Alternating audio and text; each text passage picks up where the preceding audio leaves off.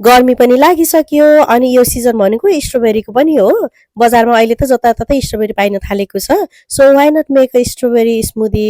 मैले आज त्यही भएर यसको रेसिपी लिएर आएकी छु। सुरु गरौँ है त। सुरुमा हामीलाई चाहिन्छ सामग्रीहरू। मैले 4वटा स्ट्रबेरी यसरी काटेर लिएकी छु। आफ्नो सेपमा हजुरहरूले काट्न सक्नुहुन्छ। मैले साथसाथमा 3 ठुलो चम्चा दही लिएकी छु।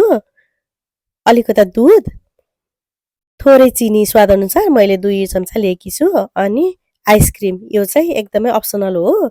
हजुरहरूलाई आइसक्रिम छैन अथवा मन पर्दैन भने आइस राख्दा पनि हुन्छ।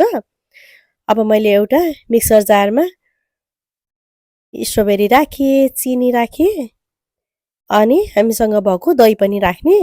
मेरो दही चाहिँ एकदमै गाढा छ, त्यही भएर यो दही हल्का पातलो गराउनको लागि मैले दुध मिक्स गरेकी छु। दुध चाहिँ उमालेर फ्रिजमा राखेको एकदमै चिसो हो। हजुरहरूले दुध राख्न चाहनुहुन्न भने यसमा आइस राख्दाखेरि पनि हुन्छ।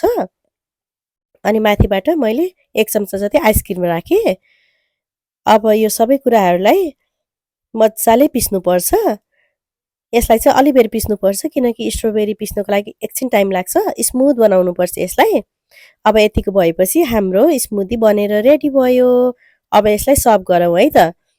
मैले यसो डेकोरेट गर्नको लागि स्ट्रबेरीलाई बीचबाट हल्का काटेर यसरी ग्लासमा डेकोरेट गरेकी छु।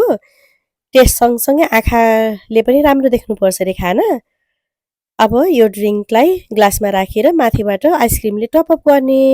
हाम्रो स्मुदी बनेर रेडी भयो। Happy cooking.